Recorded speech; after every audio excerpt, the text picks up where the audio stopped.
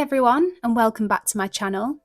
In this video I'm going to show you how I drew this Cavalier King Charles Spaniel ear using coloured pencils. So this piece is drawn on Fabriano Artistico hot press paper, which is one of my favourite papers to work on, and I'm using mainly Faber-Castell Polychromos and Caran Luminance pencils for this. I know that wavy ears can be quite tricky, and I still struggle with them from time to time myself, but hopefully by sharing my process and talking you through the layers, you'll find them a little easier to tackle. So I started by getting a light warm base layer down, using the primrose and button-up pencil for this top part of the ear where it's slightly more yellow, and then I switched to the buff titanium to cover the rest of the fur, using a light to medium pressure. I like to start with my lightest pencils because I can still see those faint pencil marks underneath, which helps guide me as I go. I also keep the pressure fairly light so I can build up lots of layers on top without feeling the tooth of the paper too quickly. Once I have that base layer down, I like to map out the darker details in the fur using a slightly darker warm pencil, following those pencil marks underneath as a guide. I'm using the Warm Earth 40% here, as it's a really good overall colour match for the darker areas of the fur. I could have also used something like the Polychromos Nougat or the Brown Ochre 50%. At this stage, it's not so much about choosing the exact perfect pencil, it's more about picking something that's close in value and colour. So anything that's warm, earthy and fairly neutral works really well for this. I'm still only using a light to medium pressure here, just bucketing where those darker shadows and fur details are going to sit. We'll build the depth up gradually with more layers later on. For the ends of the fur at the top here, I'm using the lightest warm grey pencil. They're actually a really pale yellow, but if I used a yellow pencil straight onto the white paper, they wouldn't show up very well. So the warm grey just gives me enough contrast that I can still see where those hairs are, and then I can add a yellow on top afterwards. I'm then really starting to build up that vibrant orangey yellow tone at the base of the ear using the Luminance Apricot. It's such a lovely soft pastel-like orange that works really well for this area. Then I'm going back over the area with the Polychromos Ivory, which is a really pale creamy yellow. I usually like to work on one section at a time, so I'm focusing on the top part of the ear first, and I'm starting to get in those darker details running through the fur, building up the depth between those lighter hairs and adding in that shadow just to the right of the eye. I'm then starting to shade in some of those lovely golden orange-brown tones into the rest of the fur, along with some peachier shades using the Burnt Ochre 10%. I'm covering the majority of the fur with this colour, but leaving the very lightest areas untouched, where the fur is more of a brighter yellow tone. Now, although most of the fur is made up of these warm colours, I can also see a few cooler tones in there too, mainly on the left-hand side of the ear and through some of the shadowed areas. So I'm using the Cold Grey 231 to lightly shade into those areas, still working with a light to medium pressure so we can continue building up the layers gradually.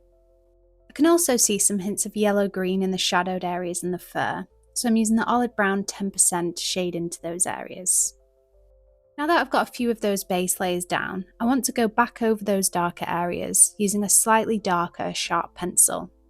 I'm using the Polychromos Vista for this, so not too dark, but dark enough to go over the top of those layers and redefine the darker details. I'm using a slightly heavier pressure here, adding in darker strands while also shading into the shadowed areas.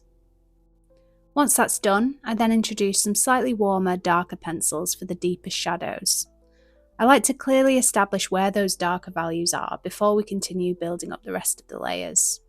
I'm switching between the walnut brown and burnt sienna pencil here, refining the shape of the shadows, increasing the contrast, and adding a little bit more depth and richness to the fur. I'm still using a light to medium pressure for the most part, but pressing on a little harder in those very darkest areas, so they really start to stand out.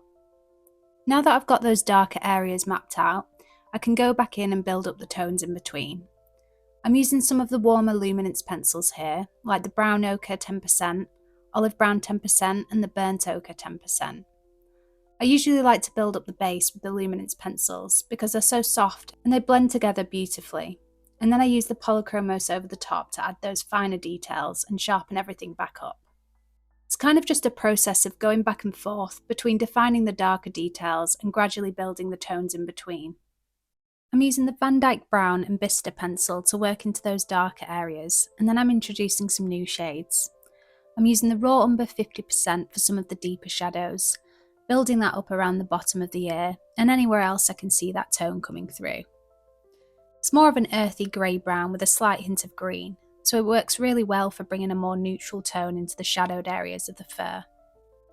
I'm then using some slightly darker warm luminance pencils here, like the Burnt Ochre 50% and Burnt Sienna, to really deepen those warmer reddy peach tones within the fur. A pencil that's really good for bringing out that warm yellow-brown tone is the Polychromos Raw Umber. This is quite a vibrant earthy shade, so it really helps to add richness and warmth back into the fur, without overpowering the colours underneath. I like to smooth down the layers as I go to get rid of any graininess and keep the fur looking soft and blended, while still allowing some of those individual hairs and textures to show through. Once I've built up a lot of those layers and I'm just past the halfway point, I go in with the slice tool to etch in those finer hairs. This will only work if you have enough layers of pencil built up underneath, which is why I usually like to wait until later in the process before doing this. I'll then sometimes use the Tombow mono eraser to gently pick back out some of those highlighted areas and lift away a little bit of pigment. This is perfect for this because it's such a small, precise eraser, so you can be really controlled with where you're adding those little highlights back in. I'll then go in with the white Museum Acrowell pencil to brighten and soften some of those hairs that we've etched in. I don't like to use too much of this though, as I still want to keep that lovely warm yellow tone running through the fur, rather than making it look too cool or washed out. And then I'm just going back in, tweaking and refining different areas, adding extra warmth, depth and detail where needed. I'm also adding some extra wispy hairs around the edges of the ear using the light warm grey pencil. I hope you've enjoyed this mini tutorial. If you'd like to follow along with the full class, the real-time tutorial is available on my Patreon channel. The link's in the description. Thank you so much for watching, and I'll see you in the next one.